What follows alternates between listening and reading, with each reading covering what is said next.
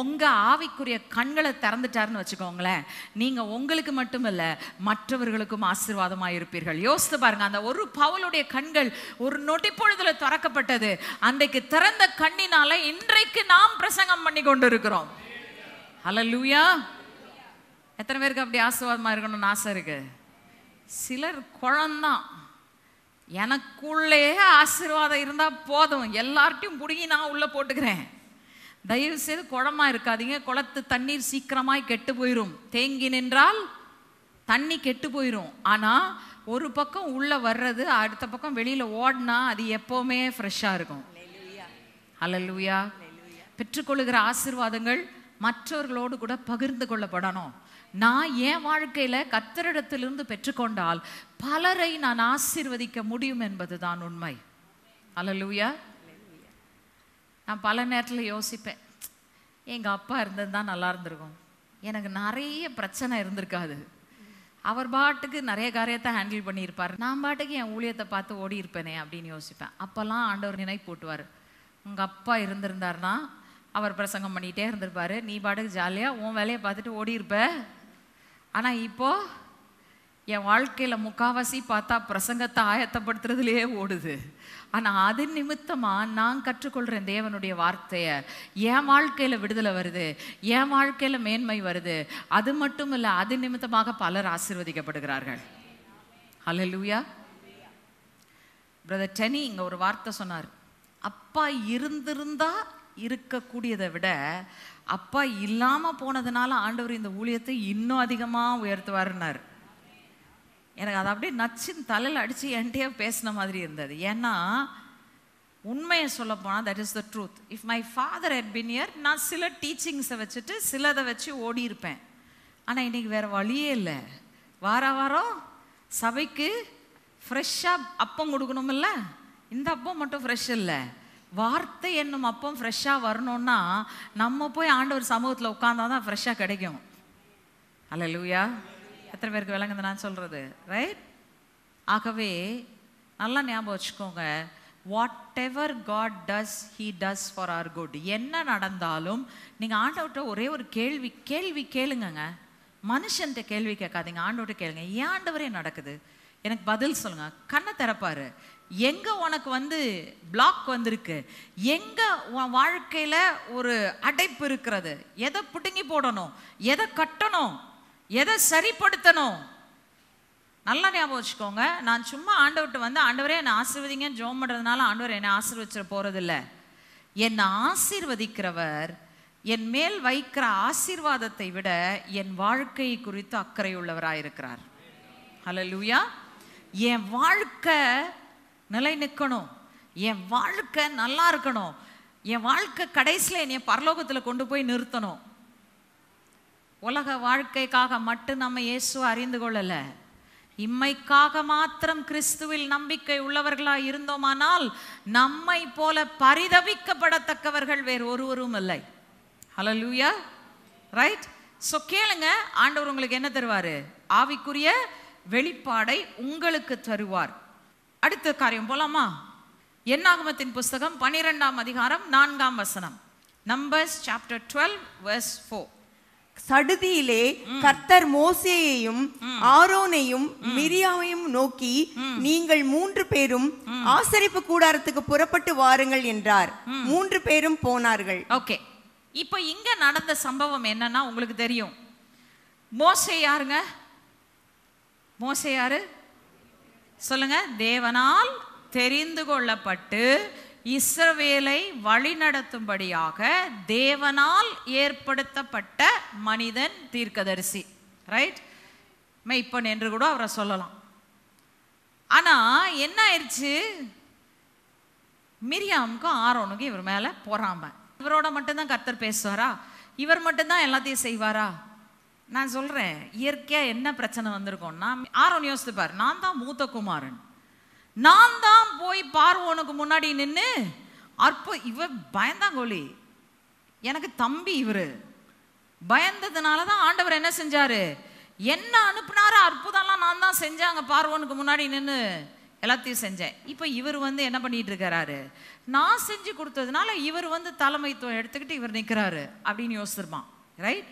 மீரியாமுக்கு என்ன யோசனை வந்திருக்கும், டேய் நீ வந்து அந்த கூடையில் வைக்கப்பட்டு தண்ணியில் விடப்பட்டப்போ நான் பக்கத்தில் நின்று உன்னை பாதுகாக்கல, நான் இருந்திருப்பியாடா அப்படின்னு யோசிச்சுப்பான் மனசுக்குள்ள. கரெக்டா? ரைட்? இதுதான் நிறைய பேர் நம்மட்டையும் பார்க்கறது. என்னன்னா கர்த்தர் நம்மளை தூக்கிட்டார், நமக்கு ஒரு அழைப்பு கொடுத்துட்டார், நம்மளை மேலே வச்சுட்டார்னா அவங்களுக்கு என்ன வந்துடும், என்ன வந்துடும் சொல்லுங்க, பொறாம வந்துடும், எரிச்சல் வந்துடும், தாங்க முடியாது. உடனே என்ன பண்ண ஆரம்பிக்கிறாங்க, பேச ஆரம்பிக்கிறாங்க. இப்போ நான் பட்டயத்தோடைய ஒரு பக்கம் சொல்லிட்டு இருக்கேன், ஆனா நம்ம சொல்ற பட்டயம் எப்படிப்பட்ட பட்டயம், இருபுறமும் கருக்குள்ள பட்டயம். அந்த பக்கம் வெட்டணும்னா இந்த பக்கமும் வெட்டணும். ரைட்? ஸோ மற்றவர்கள் உங்களை குறித்து பார்த்து பொறாமைப்படுறாங்கன்னா நீங்க மற்றவர்களை குறித்து பார்த்து பொறாமைப்பட்டு தேவையில்லாத வார்த்தை பேசாதீங்க. ரைட்? Be very careful. இதையும் நான் எச்சரிக்கையாகவும் சொல்லிடுறேன், ஆசீர்வாதமாகவும் சொல்லிடுறேன். நான் எந்த அளவுக்கு எனக்கு விரோதமாய் பேசுகிறவர்களை கர்த்தர் கையாள வேண்டும் என்று நான் நினைக்கிறேனோ, நான் அபிஷேகம் பண்ணப்பட்ட ஒருத்தருக்கு விரோதமாய் பேசினால் நிச்சயமாய் கர்த்தர் அதே கையோட என்னையும் என்ன செய்வார், கையாள்வார். என்ன நடந்ததுன்னு மட்டும் சொல்லிடுறேன் நான். Right? What was the key? இங்கே என்ன நடந்தது, மோசே ஆண்டவர் சப்போர்ட் பண்றார். ஏன் சப்போர்ட் பண்றார் வாசிக்கலாம். என்னாகமத்தின் புஸ்தகம் 12ஆம் அதிகாரம் 3ஆம் வசனம். அதுக்கு முன்னாடி ஒரே ஒரு காரியம் சொல்லிடுறேன். மோசேயும் ஒரு தீர்க்கதரிசி தான், கரெக்டா?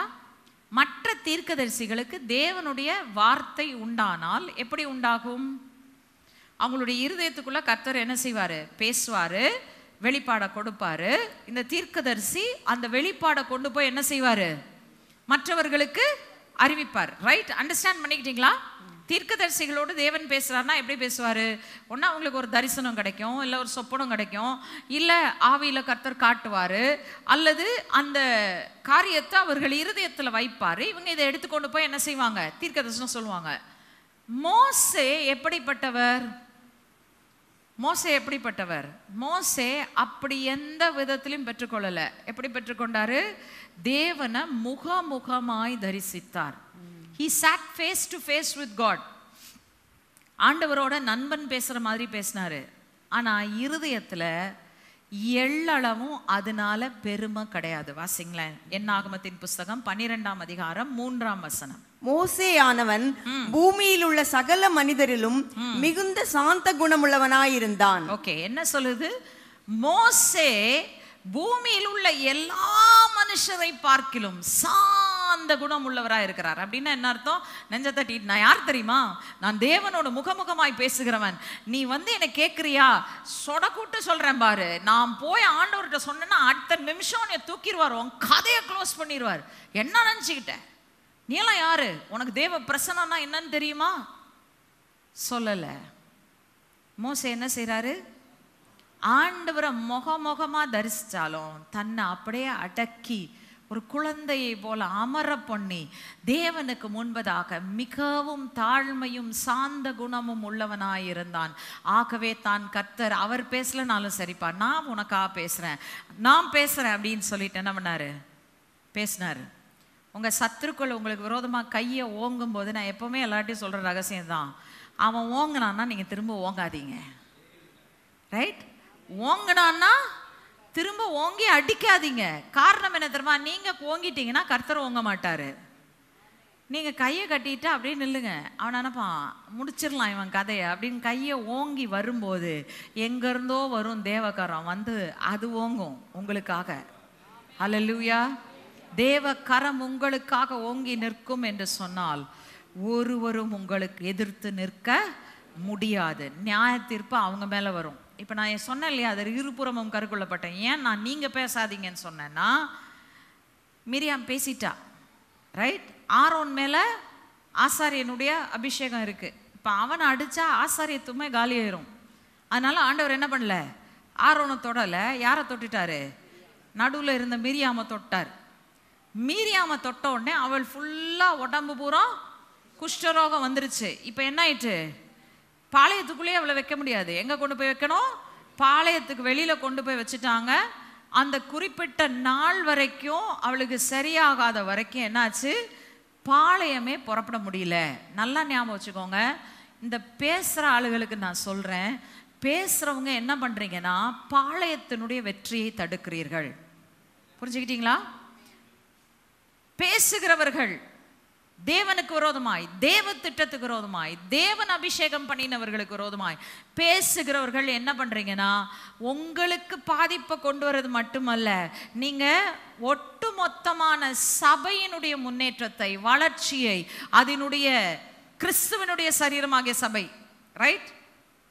சபைன்னு சொல்லிட்டா வெறும் சியோன் விசுவாச தேவாலயத்தை லிமிட் பண்ணிடாதீங்க. கிறிஸ்துவின் சரீரமாகிய சபையின் முன்னேற்றத்தை தடுக்கிறவர்களாக இருக்கிறீர்கள். ரைட்? Be careful. நம்ம ரொம்ப ஜாக்கிரதையா இருக்கணும். நம்ம அதுல கேர்ஃபுல்லா இருந்தா தான் நமக்காக கர்த்தர் என்ன செய்வாரு, ஓங்கின கையோட தாங்கைய ஓங்கி அவர் நமக்காக அங்க பேசுவார். ரைட்? மோசே பேசல, கர்த்தர் பேசினாரு. கர்த்தர் பேசின உடனே என்ன ஆச்சுன்னு உங்களுக்கு தெரியும். Right? So remember that God is going to do things suddenly. எத்தனையோ நாளா இந்த சத்ரு எனக்கு எதிர்த்து என்னை வந்து இப்படி குற்றம் சுமத்திக்கிட்டே இருக்கிறான், என்னை வந்து பேசிக்கிட்டே இருக்கிறான். கவலைப்படாதீங்க, காலம் வந்துருச்சு, கர்த்தர் பேச போறாரு. The Lord is going to speak. உங்க சார்பா கர்த்தர் பேச போறாரு. நீங்க பேசி சாதிக்க முடியாததை கர்த்தர் பேசி உங்களுக்காக சாதிப்பார். ஹல்லேலூயா. ஓகே, அடுத்த காரியம் யோசுவா 11ஆம் அதிகாரம் 7-8 வசனங்கள். Joshua chapter 11 verses 7 and 8. யோசுவாவும் அவனோடே கூட யுத்த ஜனங்கள் அனைவரும் திடீரென்று மேரோம் ஏரி அண்டையில் இருக்கிற அவர்களிடத்தில் வந்து அவர்கள் மேல் விழுந்தார்கள். கர்த்தர் அவர்களை இஸ்ரவேலின் கையில் ஒப்பு கொடுத்தார். அவர்களை முறிய அடித்து பெரிய சீதோன் மட்டும் மிஸ்ரபோத் மாயும் மட்டும் கிழக்கே இருக்கிற மிஸ்பே பள்ளத்தாக்கு மட்டும் துரத்தி அவர்களில் ஒருவரும் மீதியா இராதபடி அவர்களை வெட்டி போட்டார்கள். ஹல்லேலூயா. இப்ப என்ன ஆச்சு, திடீர்னு கர்த்தர் இந்த யோசுவாவுக்கும் அவனோடு யுத்தம் செய்கிறவர்களுக்கு என்ன பண்றாரு, ஒரு ஞானத்தை கொடுக்குறாரு, ஒரு வெளிப்பாடை கொடுக்குறாரு, அறிவு கொடுக்குறாரு. போ, இப்படி போ, இந்த வழியா போ, இதை செய்யன்னு சொன்ன உடனே என்ன பண்றாங்க, திடீர்னு வந்து அட்டாக் பண்றான். கம்ப்ளீட்டா அவனை எதிர்த்து நின்ற சத்ரு நிர்மூலமாகி போயிட்டான். ரொம்ப அழகா இருக்கு. என்ன சொல்லுதுன்னா அங்க, அவர்களில் ஒருவரும் மீதியா இராதபடிக்கு அவர்களை வெட்டி போட்டார்கள். ஹல்லேலூயா. உங்களுக்கு எதிர்த்து நிற்கிற சத்ருல ஒருத்தன் கூட மீதியா நிக்காதபடிக்கு நீங்க வெட்டி போடும்படியா கர்த்தர் உங்களை பலப்படுத்த போறாரு. ஹல்லேலூயா. சடுதியில நடக்க போகுது. ஏன்? நீங்க கர்த்தருடைய பட்சத்துல நிக்கிறீங்க, அவருக்கு விரோதமா நின்றாதீங்க. ரைட்? கர்த்தர் பட்சத்துல நின்னீங்கன்னா உங்களுக்கு எதிர்த்து வர்ற சத்ருவுக்கு நீங்க என்ன செய்ய முடியும், தேவனுடைய தோல்வியை அவனுக்கு கொடுத்து தேவனுடைய வெற்றியை நீங்கள் எடுத்துக்கொள்ள முடியும். உங்களை தோற்கடித்த பல வருஷமா, பல நாட்களா, பல மாதங்களா உங்களுக்கு எதிர்த்து நிற்கிற அந்த சத்ரு ஒரு வழியா வந்திருக்கலாம், கர்த்தர் 7 வழியாய் அவனை முறியடிக்க போறார். He is going to be destroyed. விசுவாசித்தவர்கள் பாக்கியவான்கள், கர்த்தரால் அவர்களுக்கு சொல்லப்பட்டது வாய்க்கும். ஓகே, ஆமென், அல்லேலூயான்னு சொல்லி பெற்றுக்கொண்டவங்கள் பாக்கியவான்கள். கொடுத்துருங்க ஆண்டவரே அவங்களுக்கு எல்லாருக்கும். ரைட்? ஓகே, அடுத்தது 2 நாளாகமத்தின் புஸ்தகம் 29ஆம் அதிகாரம் 37ஆம் வசனம். 2 Chronicles chapter 29 verse 36. தேவன் ஜனத்தை ஆயத்தப்படுத்தினதை குறித்து எசேக்கியாவும் ஜனங்கள் எல்லோரும் சந்தோஷப்பட்டார்கள். இந்த காரியத்தை செய்யும்படியான யோசனை சடுதியாய் உண்டாயிற்று. ஓகே, என்ன நடந்ததுன்னா பல நாட்களாய் இஸ்ரவேல் ஜனங்கள் என்ன பண்ணிட்டாங்க, ஆலயத்துல பலி செலுத்தல. மோசே நாட்களுக்கு அப்புறம், அந்த ஆலயத்தை கட்டினதுக்கு அப்புறம், சாலமோனுடைய நாட்களுக்கு அப்புறம் பலிகள் செலுத்தப்படாமல் பலி ஓய்ந்து போயிருச்சு. எசேக்கியா ராஜா என்றைக்கு ராஜா ஆனாரோ அன்றைக்கு எசேக்கியா ராஜா என்ன பண்ணாரு, திரும்ப ஆலயத்தில் இருக்கிற ஆசாரியர்கள் சும்மா உட்காந்துருக்காங்க, பலிகளை கொண்டு வாங்க, பலிகள் செலுத்துவோம், கர்த்தருக்கு தகன பலிகளையும் சமாதான பலிகளையும் எல்லாத்தையும் திரும்ப செலுத்துவோம், அவர் சொன்னபடி செய்வோம்னு சொல்லிட்டு ஜனங்களை உற்சாகப்படுத்தினாரு. ஜனங்கள் என்ன பண்றாங்க, இப்போ மறுபடியும் தங்களுடைய பலிகளையும் காணிக்கைகளையும் தேவனுடைய ஆலயத்தில் கொண்டு வருகிறார்கள். இப்போ வசனம் சொல்லுது, இந்த யோசனை சடுதியாய் உண்டாயிற்று. ரைட்? யோசனை தான் சடுதியா உண்டாயிற்று. ஆனா யோசனை திடீர்னு உண்டாச்சுன்னா நீங்க யோசித்து பாருங்க, ஆரம்ப காலத்துல தேவன் அந்த கட்டளையை கொடுத்திருந்தப்போ ஜனங்கள் என்ன பண்ணுவாங்க, 10ல் 1 பங்கை எடுத்து வச்சிருவாங்க. ஆடுகளில் தலையீற்ற, மாடுகளில் தலையீற்ற எல்லாத்தையும் எடுத்து தேவனுக்குன்னு என்ன செஞ்சிருவாங்க, பிரதிஷ்டை செய்து தனியாக வச்சிருவாங்க. ஆனால் இப்போ பலி ஓய்ந்து போயிருச்சு. அப்படின்னா என்ன அர்த்தம்? பல நாட்களா, பல வருஷங்களா, பல தலைமுறைகளா இவங்க என்ன செய்யல, இந்த எடுத்து வைத்து ஆயத்தமாய் இருக்கிற காரியம் அங்கே இல்லை. ஸோ இப்போ திடீர்னு இவர் வந்து எசேக்கியா ராஜா என்ன சொல்லிட்டாரு, பலிகளையும் காணிக்கைகளையும் கொண்டு வருவோம்னா எங்கே போவாங்க? புரியுதா உங்களுக்கு? நான் சொல்றது எத்தனை பேருக்கு விளங்குது? ரைட்? திடீர்னு வந்துருச்சே தேவை, நான் என்ன பண்ணுவேன் அப்படின்னா, தேவன் அதை ஏற்படுத்தி அவர்களுக்கு கொடுக்கிறார். வாசிங்களேன், 2 நாளாகமத்தின் புஸ்தகம் 29ஆம் அதிகாரம் 35ஆம் வசனம். சர்வாங்க தகன பலிகளும் ஸ்தோத்திர பலிகளின் கொழுப்பும் சர்வாங்க தகனங்களுக்கு அடுத்த பான பலிகளும் மிகுதியாயிருந்தது. இவ்விதமாய் கர்த்தருடைய ஆலயத்தின் ஆராதனை திட்டம் பண்ணப்பட்டது. அல்லேலூயா. என்ன சொல்லுகிறது? சர்வாங்க தகன பலிகளும் ஸ்தோத்திர பலிகளின் கொழுப்பும் சர்வாங்க தகனங்களுக்கு அடுத்த பான பலிகளும் மிகுதியாயிருந்தது. அல்லேலூயா. சடுதியில ஏற்படுத்தப்பட்டது. ஆனால் தேவன் அதை அங்கிருந்து சுரண்டி இங்கிருந்து சுரண்டி ஏதோ அள்ளி கொண்டாந்து என்னவோ என்னால் முடிஞ்சதை கொடுத்தேன் இல்லை, அவர் ஏற்படுத்தினால் அவர் திரளாய் கொடுப்பார், மிகுதியாய் கொடுப்பார். He will meet your needs. உங்க தேவைகள் சந்திக்கப்படும். எத்தனையோ நாளா போராடிட்டு இருக்கேன், இருக்க இன்னும் கீழே இழுத்துக்கிட்டு போற மாதிரி தான் இருக்கு, மேல வந்த பாடு இல்லைன்னு யோசிக்கிறீங்களா? ஆண்டவர் சொல்றாரு, நான் ஏற்படுத்தினேன். I gave you the plan. If I gave you the plan, I will meet your needs. திடீர்னு வரும், சடுதியில வரும். ஹல்லேலூயா. கொடுக்கும்போது ஏதோ திடீர்னு நான் கொடுக்குறேன் அதனால கிள்ளி கொடுக்குறேன்னு ஆண்டவர் கொடுக்க மாட்டாரு. எப்படி கொடுப்பாரு? அள்ளி கொடுப்பாரு, மிகுதியா கொடுப்பாரு. நீங்கள் நினைப்பதற்கும் வேண்டுவதற்கும் மிகவும் அதிகமாய் கிரியை செய்கிற தம்முடைய வல்லமையின்படி உங்களுக்கு கொடுப்பார். எதுக்கு? நான் ஜாலியா இருந்து வேஸ்ட் பண்றதுக்கா? இல்ல, அவர் வச்சிருக்காரு. நான் சொல்றதை ஞாபகம் வச்சுக்கோங்க. For everything that God gives you, He has a plan. ஜீவனை கொடுத்தால் அதற்கு ஒரு நோக்கம் இருக்கு. ப்ரொவிஷனை கொடுத்தாருன்னா, பணத்தை கொடுக்குறாரு, பொருளை கொடுக்குறாருன்னா அதுக்கும் ஒரு பிளான் இருக்கு. ஏதா இருந்தாலும் கேளுங்க, ஆண்டவரே என்னத்தை செய்ய சித்தமா இருக்கிறீர்? செதில்கள் விழும், கண் திறக்கும், என்ன பண்ணணும்ன்ற அதை ஆண்டவர் காட்டுவார். வழங்குதா? கர்த்தருக்கு கொடுக்கறதுல கூட கர்த்தரை கேட்டு தான் கொடுக்கணும். ரைட்? நமக்கு சில விஷயங்கள் தெரியும், தசம பாகம், முதல் பலன், இதெல்லாம் வந்தால் ஆண்டவர் வேதத்தில் பிரின்சிபிள்ஸாக கொடுத்துருக்கதை அதை கொடுக்கலாம். ஆனால் அதையும் மிஞ்சி நான் ஏதாச்சும் ஆண்டவருக்கு செய்யணும்னா I must ask the Lord, what do you want me to do Lord? தேவனை கேட்டால் உங்களுக்கு சொல்வார், வெளிப்படுத்துறதை நீங்கள் அப்படியே செஞ்சீங்கன்னா நீங்கள் ஆசீர்வதிக்கப்படுவீங்க. ஹல்லேலூயா. கொஞ்சமாய் அல்ல, மிகுதியாய். சடுதியில தேவை வருதுன்னா சடுதியில அவர் அதுக்குரிய ப்ரொவிஷனையும் ஆண்டவர் அனுப்புவார். Hallelujah. Remember, it's coming. Provision is coming. அடுத்தது சங்கீதம் 64 7 8 வசனங்கள். Psalm 64 7 and 8. ஆனாலும் தேவன் அவர்கள் மேல் அம்புகளை எய்வார், சடுதியாய் அவர்கள் காயப்படுவார்கள், அவர்கள் தள்ளப்பட்டு கீழே விழும்படி அவர்கள் நாவுகளே அவர்களை கெடுக்கும், அவர்களை காண்கிற யாவரும் ஓடி போவார்கள். கொஞ்சம் வசனத்துக்கு முன்னாடி பாத்தீங்கன்னா இவன் என்ன பண்ணான்னா, நீதிமான் மேல, குற்றமற்றவன் மேல அம்பை ஏய்வதற்கு இவன் எடுத்தானாம். யார் இவன்? பொல்லாதவன், உங்களுக்கு எதிர்த்து நிற்கிற உங்க சத்ரு, உங்க எதிரி. கர்த்தர் என்ன செய்றாரு? அதே அம்பை கொண்டு அவனை கவிழ்த்து போடுகிறார். உங்களுக்கு விரோதமாய் எந்த ஆயுதம் உருவாக்கப்பட்டதோ அதே ஆயுதத்தை கொண்டு உங்கள் சத்ருவை ஆண்டவர் வீழ்த்துவார். ஹல்லேலூயா. உங்களுக்காக வெட்டப்பட்ட குழி என்னவோ அதிலேயே அவன் விழுவான். உங்களுக்கு விரோதமா அவன் எதை எடுத்தானோ அதனாலேயே அவன் மடிந்து போவான். கர்த்தர் உங்களுக்கு சடுதியாய் விடுதலையை கொடுப்பார், அவனுக்கோ சடுதியிலே நாசம் வரும். ஹல்லேலூயா. விளங்குதா? ரைட்? இதுல ரொம்ப முக்கியமானது என்ன தெரியுமா? 9ஆம் வசனம் வாசித்தரலாமே. 64:9. எல்லா மனுஷரும் பயந்து தேவனுடைய செயலை அறிவித்து அவர் கிரியைகளை உணர்ந்து கொள்வார்கள். என்ன செய்வாங்க? நம்ம புதிய பாடலை பார்த்தப்போ நான் சொன்னேன், புதிய பாடல் வாயில உண்டாகிறது இல்ல, எங்க உண்டாகிறது? வாழ்க்கையில உண்டாகிறது.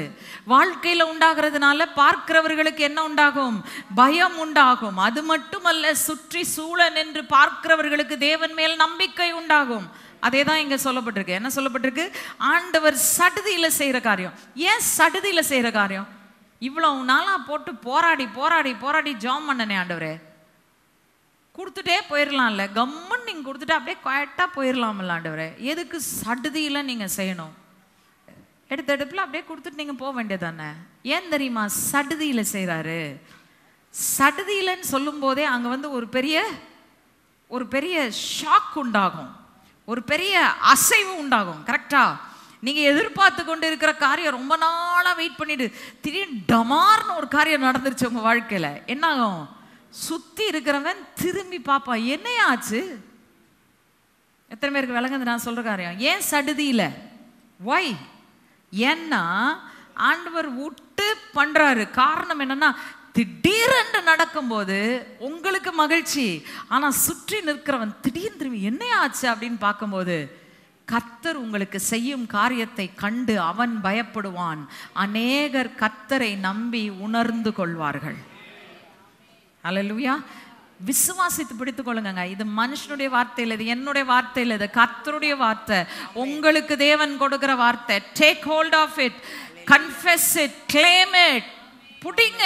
ஆண்டவரே நீங்க சொன்னீங்க, வாக்குத்தத்தங்களை நாங்க எடுத்துக்கலப்பா, நாங்களா பண்ணல, பிளான் எல்லாம் நாங்க போடல, நீங்க தான் போட்டு கொடுத்தீங்க.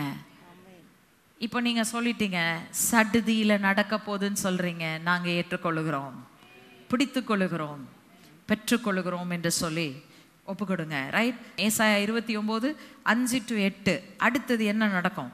உன்மேல் வருகிற அந்நியரின் திரள் பொடி தூள் அத்தனையாகவும், பலவந்தரின் திரள் பறக்கும் பதர்கள் அத்தனையாகவும் இருக்கும். அது திடீரென்று சடுதியாய் சம்பவிக்கும். இடிகளினாலும் பூமி அதிர்ச்சியினாலும் பெரிய இரைச்சலினாலும் பெரும் காற்றினாலும் புசலினாலும் பட்சிக்கிற அக்கினி ஜுவாலையினாலும் சேனைகளின் கர்த்தராலே விசாரிக்கப்படுவாய். அரியேலின் மேல் யுத்தம் பண்ணுகிற திரளான சகல ஜாதிகளும் அதன் மேல் அதன் அரண் மேலும் யுத்தம் பண்ணி அதற்கு இடுக்கண் செய்கிற அனைவரும் ராக்கால தரிசனமாகிய சொப்பனத்தை காண்கிறவர்களுக்கு ஒப்பாயிருப்பார்கள். அது பசியாய் இருக்கிறவன் தான் புசிக்கிறதற்காக சொப்பனம் கண்டும் விழிக்கும் போது அவன் வெறுமையாய் இருக்கிறது போலவும், தாகமாய் இருக்கிறவன் தான் குடிக்கிறதற்காக சொப்பனம் கண்டும் விழிக்கும் போது அவன் விடாய்த்து தவனத்தோடு இருக்கிறது போலவும், சியோன் மலைக்கு விரோதமாக யுத்தம் பண்ணுகிற திரளான சகல ஜாதிகளும் இருக்கும். ஓகே, நல்லா கவனிங்க. இது உள்ள இருக்கிற சத்துருக்கள் இல்ல, இது யாரு? வெளியில இருக்கிற சத்துருக்கள். ரைட்? உள்ள நிறைய சத்ரு இருக்கலாம், அதெல்லாம் பார்த்துட்டோம். ஆனா இப்போ வெளியில இருக்கிற சத்ரு, அவனை குறிச்சு ஆண்டவர் என்ன சொல்றாருன்னா, அவன் தூசிய போல களத்துல பறக்கடிக்கப்படுகிற பதரை போல நான் என்ன செஞ்சிருவேன்? அவனை மாத்திடுவேன். மாத்துறது மட்டுமல்ல, சடுதியாய் சம்பவிக்கும். இப்ப நல்லா கவனிங்க. இந்த சடுதியாய் சம்பவிக்கிறது எங்க நடக்கும் அப்படின்னா, ரொம்ப காமா அமைதலா எல்லாம் இருக்கும்போது அப்படியே ஆண்டவர் அழகா செய்து கொடுத்துட்டு போயிடுவாரா? அங்க சொல்லப்படுற வார்த்தை பாருங்க, இடிகளினாலும் பூமி அதிர்ச்சிகளினாலும் பெரிய இரைச்சல்களினாலும் பெருங்காற்றினாலும் புசலினாலும் பட்சிக்கிற அக்கினி ஜுவாலையினாலும் சேனைகளின் கர்த்தராலே விசாரிக்கப்படுவா. யார் விசாரிக்கப்படுவா? சத்ரு இல்ல, நான் விசாரிக்கப்படுவேன். நல்லா அந்த வசனத்தை வாசி பாருங்க. உன்மேல் வருகிற அந்நியரின் திரள் பொடி தூள் அத்தனையாய். முந்தின வசனத்துல அப்படி சொன்னாரா? அடுத்த வசனத்துல என்ன சொல்றாரு? விசாரிக்கப்படுவா. யார் விசாரிக்கப்படுவா? நீங்களும் நானும் விசாரிக்கப்படுவோம். ஏன்னா கர்த்தருடைய வழி அமைதல்ல இல்ல, கர்த்தருடைய வழி அந்த புசலுக்குள்ள இருக்கிறது. அவருடைய சத்தம் தான் அமைதலான சத்தம். ஹல்லேலூயா. எத்தனை பேருக்கு விளங்கிச்சு? கர்த்தருடைய சத்தம் அமர்ந்த மெல்லிய சத்தம், ஆனா கர்த்தருடைய கிரியைகள் பலத்தவைகளாய் இருக்கிறது. ஹல்லேலூயா. கர்த்தருடைய கிரியைகள் பலத்தவைகளாக இருக்கிறது. உங்கள் வாழ்க்கையில் இருந்த புயல், உங்கள் வாழ்க்கையில் இருந்த பெருங்காற்று, உங்கள் வாழ்க்கையில் இருந்த அக்கினி நிறைச்சல் எல்லாவற்றின் நடுவில் நீங்கள் நினச்சிங்க கர்த்தர் என்னை கைவிட்டுட்டாரு, கர்த்தர் என்னை வந்து மறந்துட்டாரு, என்னை அழிவுக்கு ஒப்பு கொடுத்துட்டாரோன்னு தெரியலையே, ஏன் என் வாழ்க்கையில் இவ்வளோ பெரிய பிரச்சனைனா ஆண்டவர் சொல்கிறார், அதன் வழியாக நான் விசாரித்து கொண்டிருந்தேன். என்ன பண்ண போகிறேன்? இதை வச்சு சத்ருவை நான் பறக்கடிக்க போகிறேன். உன் வாழ்க்கையில வந்த பெரிய காற்று உனக்காக இல்லப்பா, உன் சத்ருவை பறக்கடிக்கிறதுக்கு ஆண்டவர் சொல்றாரு. ஹல்லேலூயா. பக்கத்துல இருக்கவங்கள தட்டி சொல்லுங்களேன் தயவு செய்து, அந்த பெருங்காத்தை பார்த்து பயப்படாதீங்க.